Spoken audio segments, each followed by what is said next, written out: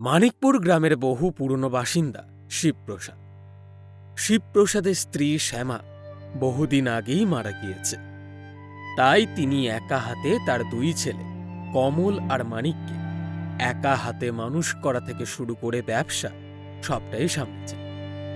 কিন্তু এখন তার শেষ প্রায় সময় এসে উপস্থিত হয়েছে। কয়দিন ধরে শিবপ্রসাদের শরীরটা ভালো নেই। বাবা বাবা মানিক, অমল, আমার সময় শেষ। তোদের জমি জমা ভাগ করে দিয়ে যেতে পারলাম না রে। তবে তবে আমাদের বাগানের 100টা খেজুর গাছ আছে। তোরা এক একজন 50টা করে গাছ নিস, আর ব্যবসাটা একসাথে মিলেমিশে করিস রে বাবা। দোকানে নাম বদলাস না। বাবা, তুমি চুপ করো, এসব বলো না। এরপর এই কথা বলতে বলতে ধীরে ধীরে শিবপ্রসাদ বাবুর চোখ বন্ধ হয়ে বোঝা গেল যে তিনি আর বেঁচে নেই। শিবপ্রসাদ বাবু মারা যাওয়ার পর কয়েকদিন কেটে গেল। কি হলো, তোমার মুখটা অমন লাগছে কেন? আর বলো না, এই খেজুর গাছ নিয়ে একটা ফালতু ঝামেলা। বাবা মরার আগে গাছের সংখ্যা ধরে ভাগ করে দিয়ে গেল। এখন ওই অমলকে ভাগে 50টা গাছ দিতে হবে। উফ, তুমি এখনো এই নিয়ে বসে আছো? তোমার এই বোকা ভাইয়ের সাথে সমান ভাগে ভাগ করে কিনা গুড়ের ব্যবসা করবে? তাছাড়া আর কি করব বলো? বাবা তো বলেই গেল ব্যবসাটা একসাথে চালাস। আর ওই অমল এত বোকা যে সে বাবার কথা অক্ষরে অক্ষরে পালন করবে। নইলে আমার তো ইচ্ছা ছিল পুরোটাই নিজে। সেটাই হবে, শুধু একটু বুদ্ধি খাটাও। মানে গাছ ভাগ না করে তুমি জমির হিসেব ভাগ করো। খেজুর গাছগুলো তো আর আকাশ থেকে পড়েনি, জমিতেই আছে। আর জমি তো সমান ভাগেই ভাগ করা যায়। হ্যাঁ তাই তো, এটা তো ভেবে দেখিনি। পুরো বাগানের মধ্যে ডান দিক জুড়ে বেশি গাছ লাগানো। আমি ওই দিকটা নিয়ে নিলে বেশিরভাগ গাছও আমার ভাগেই পড়বে। হ্যাঁ, সেটাই বলছি। আপাতত আগে জমি আর বেশি করে গাছ তো লাগিয়ে নাও, তারপর না হয় চালাকি করে ব্যবসাটাও আলাদা করে দেওয়া যাবে। ঠিক বলেছ, যাই তবে আজই গিয়ে ওই বোকাটাকে আর একটু বোকা বানিয়ে আসি। বলছি ভাই, তোর সাথে কিছু কথা আছে এই জায়গার ব্যাপারটা। হ্যাঁ, বলো না। এই বাবা তো মারা যাওয়ার আগে আমাদের দুই ভাইকে অর্ধেক অর্ধেক করে কাজ ভাগ করে দিয়েছিলেন। হ্যাঁ, কিন্তু আমি ভাবছিলাম জায়গা ধরে ভাগ করলে ব্যাপারটা ভালো হতো না? ওর আর আমার মধ্যে ভাগাভাগির কি আছে? বাবা তো বলেছিল একসাথে ব্যবসা চালাতে। সেখানে ওর গাছের খেজুর রস আর আমার গাছের খেজুর রসে আলাদা কি? সব দিয়ে তো ওই গুড়ের ব্যবসাই হবে। তুই তো জানি রে, কিন্তু তবুও বললাম তোর কোনো আপত্তি আছে কিনা জানার জন্য। তোর যদি অসুবিধা না থাকে তাহলে আমি ডান দিকের জমিটা পুরোটা নেব। না না, আপত্তির কি আছে? তুই তোর মতন ডান দিকের জমিতে দেখাশোনা কর, আর আমি আমার মতো এই দিকটা করব। তারপর যা হবে সেটা দুই ভাই মিলে বিক্রি করে দেব, ঠিক আছে? হ্যাঁ হ্যাঁ, সে হবে। ঠিক আছে। এখন তো ভালোই খেজুরের রস হচ্ছে, তো যাই সব গাছে হাঁড়ি বেঁধে দিই। দেখতে দেখতে দিন কাটতে লাগলো। যে যার ভাগের দিকের গাছের রস সংগ্রহ করে গুড়ও বানাতে থাকল। প্রায় অনেকটা করে গুড় বানানো হয়ে মাসে একদিন করে সেগুলো বাজারে বিক্রি করা হতো। এইভাবে রোজ গুড় বানাতে বানাতে 1 মাস কাটল। অমল আর তার বউ রমা বসে গুড় বানাচ্ছে। রমা হঠাৎ গুড়গুলোর দিকে তাকিয়ে বলল, হ্যাঁ গো, এখানে 50টা গাছের 1 মাসের খেজুরের রস দিয়ে বানানো গুড় আছে বলে তো আমার মনে হচ্ছে না। তোমার কোথাও ভুল হয়নি তো? আরে হ্যাঁ গো, জমি যেভাবে অর্ধেক ভাগ হয়েছিল সেই ভাগের অর্ধেক গাছের যা রস হয়েছে সেই সব দিয়েই তো এই গুড় বানালাম। জমি ভাগ মানে? ভাগে তো 50টা করে গাছ পাওয়ার কথা ছিল। ও হ্যাঁ, তোমাকে বলতে ভুলে গেছিলাম। দাদা পরে বলল যে গাছের ভাগ না করে জমির ভাগ করতে, তাহলে নাকি হিসেবে সুবিধা হয়। সেই মতন দাদা ডান দিকের জমিটা নিয়েছে। হ্যাঁ গো, তুমি কি সত্যিই এত বোকা? তুমি বুঝলেও না তোমার দাদা এভাবে তোমাকে বোকা বানালো।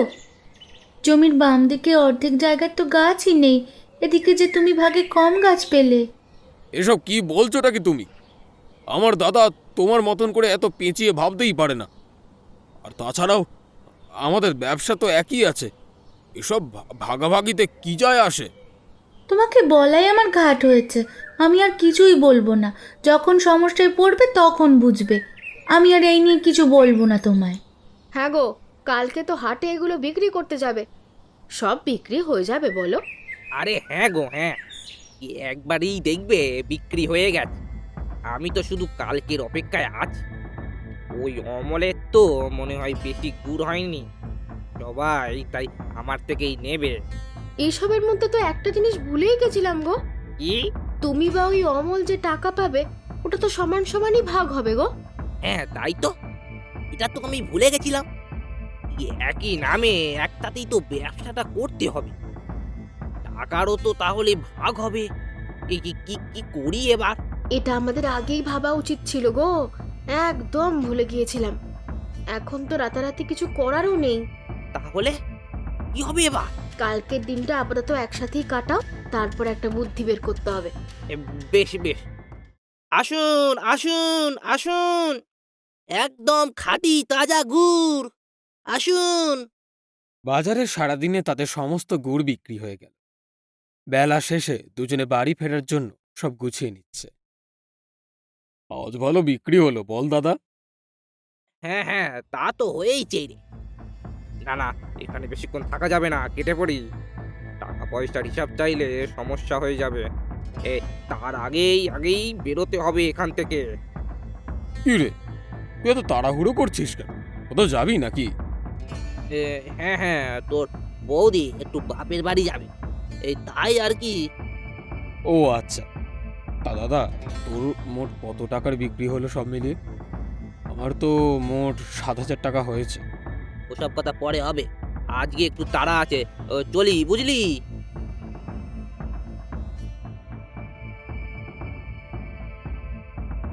হ্যাঁ গো, সব তো বিক্রি হয়ে গেছে দেখলাম। কত টাকা হলো? পুরো 16,000 টাকা। কি বলো গো, এক মাসে 16,000 টাকা? এ তো অনেক। তবে আর বলছি, তবে ওই অমল এই কত টাকার বিক্রি হয়েছে জিজ্ঞাসা করছিল। অনেক কষ্টে এড়িয়ে এই তাড়াতাড়ি বাড়ি চলে এসেছি, কিন্তু এরপর জিজ্ঞাসা করলে কি করব সেটাই ভাবছি। কি আবার করবে? আমাদের ব্যবসায় তো অনেক বেশি টাকা হচ্ছে, তাহলে আবার ও কি মনে করবে না করে এসব ভেবে কি হবে বলো তো? কাল থেকে বরং তুমি আর কথাই বলো না ওর সাথে। ঠিক বলেছ, কিন্তু দোকানের ব্যাপারটা কি করব? আবার তো সেই পরের মাসে দোকানে যাবে, তার আগে দোকানের মাঝে একটা দেওয়াল তুলে নিতে হবে। আর তোমার বাবার ওই মানধাতা আমলের দোকানের নাম আর রেখো না তো, ওটার একটা অন্য নাম দাও ভালো। হ্যাঁ হ্যাঁ ঠিক বলেছ। দাঁড়াও, কালই আমি ওই দেওয়াল তোলার ব্যাপারে কথা বলবো। এভাবে দিন কাটতে লাগলো। এরপর থেকে মারি অমলের সাথে খুব একটা কথা বলা বন্ধ করে দিল। অমল কথা বলতে গেলেও মানিক মুখ ঘুরিয়ে চলে যেত। হ্যাঁ গো, মাস শেষ হওয়ার আগেই যে চাল ফুরিয়ে এসেছে। যা চাল ছিল আজ তো রান্না করে ফেলছি। মাসের শেষ, বাজারে না যাওয়া অবধি এখন আর হাতে টাকা পয়সাও নেই। কি করি বলো তো? দাদার কাছে কিছু টাকা চাইতাম, কিন্তু সে তো কথাই বলছে না আমার সাথে। সে কি, কেন? কি জানি, আগের মাসে বাজারে গেলাম, তারপর থেকেই দেখছি আস্তে আস্তে আর কথা বলছে না। আমি আগে বলেছিলাম তোমাকে, বোকা বানিয়েছে তোমার দাদা, তখন আমার কত বিশ্বাস হলো না। এখন নিজেই দেখো কেমন এড়িয়ে চলছে। না না, এসব উল্টোপাল্টা কথা বলো না। এ তো কোনো কারণে আমার উপর রেগে আছে, তাই অমন করছে। আমি জানি, পরে ঠিক কথা বল। সেই আশায় থাকো তুমি, এবার দেখবে জমির মাঝখান দিয়েও পাঁচিল তুললো বলে। তুমি এইসব উল্টোপাল্টা কথা বলো বলেই তোমাকে কিছু বলতে চাই না। এর মধ্যে অমল আর বাজারে যায়নি। 1 মাস পর আবারও সব গুড় বানিয়ে তৈরি করে রাখে সে। অন্যদিকে মানিকও সব গুড় তৈরি করেছে, তবে মানিকের গুড়ের পরিমাণ যেন আগের মাসের তুলনায় প্রায় দ্বিগুণ হয়ে গেছে। হ্যাঁ গো, আগের মাসে তো এত গুড় ছিল না, এই মাসে এত গুড় এলো কোথা থেকে? আরে আগের মাসের গুড়ের এত চাহিদা ছিল, তাই তো কুলিয়ে উঠতে পারছিলাম না। এই মাসে তাই একটু চিনি মিশিয়ে গুড়টাকে বাড়িয়েছি। তাই তো যা ছিল তার ডবল হয়ে গেছে। বাহ, এ তো ভালো বুদ্ধি ভেবেছো। এই মাসে তাহলে দ্বিগুণ টাকা আসবে, তাই না? সে তো আসবে। চলো শুয়ে পড়ি তাড়াতাড়ি, কাল সকাল সকাল যেতে হবে। আর দোকানের নাম বদলেছে, মাঝখানে দেওয়াল উঠেছে দেখে ও অমলের মুখটা কেমন হয়েছে দেখতে হবে না? সেটা ভাবলেই তো আমার হাসি পাচ্ছে। সত্যি বলেছো। এ কি, দোকানের মাঝে এমন পাঁচিল কেন? কোথা থেকে এলো এটা? এ কি, বাবা যে ব্যবসা ভাগ করতে বারণ করলো, তাও এরকম দাদার নামে আলাদা করে দোকান কবে খুললো? কি ভাই, দোকানের নাম বদল হয়েছে জানো না নাকি? না, এসব কবে হলো? সে কি, তোমার দাদাই তো এখানে এসে দায়িত্ব নিয়ে সবটা করালো। আমরা জিজ্ঞাসা করতে বলল এখন ব্যবসা ভাগ হয়ে গেছে। এই কথা শুনে অমল অবাক হয়ে গেল। সে যেন নিজের কানকে বিশ্বাস করতে পারছে না। এর মধ্যেই মানিক দোকানে। এই দাদা, তুই দোকান আলাদা করলি কেন? কি হয়েছে তো? তোর মনে নেই বাবা শেষ সময় বলেছিল আমরা দুই ভাই যেন এক থেকে দোকান সামলাই? ওসব খেলো আবেগ নিয়ে তুই বসে থাক। বোকার মতন আমি পারবো না। আর আমি কষ্ট করে সব গুড় বানাবো, আর দোকান একসাথে আছে বলে তুইও আমার টাকায় সমান ভাগ বসাবি। খুব মজা, তাই না? এসব কি বলছিস তুই? তোর আর আমার মধ্যে কিসের ভাগাভাগি? চুপ কর চুপ কর, ভাগাভাগি তো আছেই। আর ওই সব ভালো মানুষের ন্যাকামো অন্য কাউকে দেখাস, হ্যাঁ? এই একদম আমার নতুন দোকানে নজর দিবি না। জমি দোকান সব ভাগ হয়ে গেছে, এবার নিজেরটা নিজে বুঝে নে। দেখো না, কদিন পর ওই জায়গায় মাঝখান দিয়ে পাঁচিল তুললো বলে। সারাদিন বাজারে কেনা বেচা করলো দুজনে। দুজনেরই সব গুড় বিক্রি হয়ে গেল। বুঝলে গিন্নি, উফ, ও অমলের মুখটা একবার দেখার মতন ছিল। আর আজকে মোট ২৭,০০০ টাকা আয় হয়েছে। একটা লোক বড় অর্ডারের জন্য অনেক গুড় নিয়ে গেছে। বাহ, এ তো ভালো খবর। কিন্তু অমল কি বললো? কি আবার বলবে? আমি বলে দিলাম যে সব ভাগ হয়ে গেছে এখন, তাই যেন নিজে নিজেরটা বুঝে নেয়। কিন্তু ওর দিকের জমিটা পেলেও ভালো হতো। সেটাই তো চেয়েছিলাম, কিন্তু বাবা তো সহজে হতে দিল না। দাঁড়াও না, ব্যবসা থেকে আরো টাকা জমিয়ে ওকে একেবারে হাতে মেরে ওই জমি আমার কাছে জলের দামে বিক্রি করতে বাধ্য করব। বাহ, এটা হলে তো কোনো কথাই নেই। যাই হোক, হাত মুখটা ধুয়ে নাও। এইভাবে দিন কাটতে লাগে। কিন্তু ২-৩ মাস যেতে না যেতেই দেখা গেল কয়েকজন লোক মিলে মানিকের দোকানের সামনে জড়ো হয়েছে। সবাই খুব রেগে আছে, কেউ কেউ ইট ছুটছে। এ কি, এখানে কি হচ্ছে এসব? আর বলো না, দোকানের নাম বদলের সাথে যেন গুড়েরও মান বদল করে ফেলেছে। খেজুরের রসে চিনি মিশিয়ে মানুষকে ভেজাল খাইয়ে বোকা বানাচ্ছে এই মানিক। আজকে ধরেছে সবাই মিলে, দোকান খুলতে দিচ্ছে না। সে কি গো, ভেজালের আবার কি দরকার? দাদার দিকে তো এমনি অনেক খেজুর গাছ আছে, এসবের কি দরকার পড়লো আবার? ওই যে বেশি টাকা পাওয়ার লোভ, বুঝতে পারছো না? সহজে মানুষ ঠকিয়ে বড় লোক হবে। তুমি এসব বাদ দাও, তোমার গুড়ের মান সেই একই আছে। তোমার বাবার সময় যেমন খাঁটি গুড় রাখতেন উনি, ঠিক তেমন। আসলে আমি বেশি গুড় বানাতে পারি না, আমার ভাগে কম গাছ পড়েছে তাই আর কি। নমস্কার, আমি গত ৩ মাস আগে আপনার দোকান থেকে কিছুটা গুড় কিনেছিলাম। আপনার হয়তো মনে নেই। হ্যাঁ হ্যাঁ, বলুন, আপনার আজকেও গুড় লাগবে তাই তো? হ্যাঁ লাগবে, তবে একটু না, আরো বেশি, মানে আরো বেশি গুড় লাগবে। আমাদের গুড়ের ব্যবসা, আমরা ভালো গুড় খুঁজছিলাম। তাই এখানকার দুটো দোকান থেকে গুড় কিনে নিয়ে গিয়েছিলাম। তোমার দোকানের গুড় আমাদের পছন্দ হয়েছে, তাই এখানে আসা। কিন্তু আমার কাছে যে এত গুড়ের যোগান দেওয়ার মতো সরঞ্জাম নেই। আমার যা খেজুর গাছ আছে তাতে হবে না। সে নিয়ে আপনার কোনো চিন্তা নেই। এই গ্রামে আমার ৪ বিঘা জমির ওপরে প্রচুর খেজুর গাছ লাগানো আছে। ওইখান দিয়ে এতদিন ব্যবসা চলতো, কিন্তু কর্মচারীদের বানানো সেই খেজুরের গুড়ে তেমন স্বাদ হয় না। হয়তো কোনো ভেজাল থাকে ওতে। ও গুড়ের জন্য খেজুরের রসের যোগান আপনি দিলে আমার কোনো সমস্যা নেই, আপনাকে গুড় বানিয়ে দিতে আমি পারবো। বেশ, তবে আজ থেকে তোমার ওই দোকান আর তোমার ওপর ভরসা করে আমি আমার ব্যবসা আরো এগিয়ে নিয়ে যাব।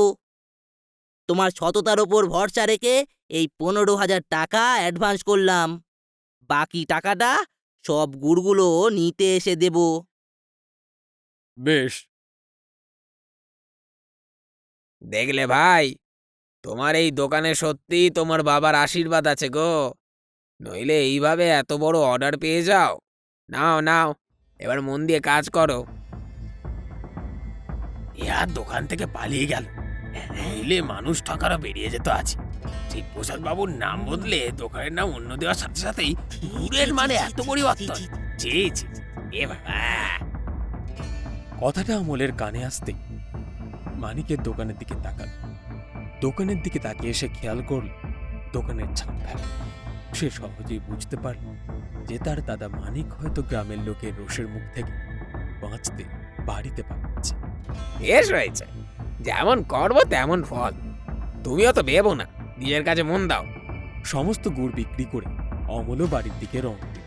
ওমা, তুমি এত তাড়াতাড়ি ফিরে এলে যে? এত তাড়াতাড়ি সব বিক্রি হয়ে গেল? বিক্রি না, সর্বনাশ হয়েছে আমাদের। মানে কি হয়েছেটা কি? সবাই বুঝে গেছে যে গুড়ে আমি চিনি মিশিয়েছি, তাই সবাই আমাকে মারধর করছিল। আমি বাধ্য হয়ে দোকান বন্ধ করে তাড়াতাড়ি ফিরে এলাম। সে কি, তাহলে এতগুলো গুড় সব নষ্ট হবে? হ্যাঁ, তাই তো মনে হচ্ছে। আর তোমার সেই অর্ডার? সেও তো আর জানালো না কিছু। তবে আমার দোকানে যখন ঝামেলা হচ্ছিল তখন এই এক ভদ্রলোককে দেখেছিলাম এই অমলের সাথে কি যেন কথা বলতে। মনে হয় আমার আমার দোকানে ঝামেলা হচ্ছে, তো উনি ওনার সব অর্ডার অমলকে দিয়েছে। সে কি, শেষে কিনা ওই অমল তোমার অর্ডার কেড়ে নিল? আরে সেসব তো পরের কথা। এখন পরের মাসে সংসার কিভাবে চলবে এটাই তো বুঝতে পারছি না। যা টাকা পেয়েছিলাম সেটা দিয়ে তো দোকানটা আলাদা করলাম। হায় হায় হায়, আমাদের সব গেল, সব গেল। এরপর গুড়ে ভেজাল মেশানোর কথা সারা গ্রামে ছড়িয়ে গেল। তারপর থেকে কেউ আর মানিকের থেকে গুড় কিনত না। অন্যদিকে প্রতি মাসে অমলের কাছ থেকে ওই ব্যবসায় গুড় বানাত। তার সাথে সাথে সে নিজের গাছের খেজুরের রস দিয়ে গুড় বানিয়েও বিক্রি করত। ধীরে ধীরে অমল তার বাবার হাতে তৈরি সেই ব্যবসাটাকে আরও বড় করে তুলল। তার সাথে বাড়িটাকে সুন্দর করে সাজাল।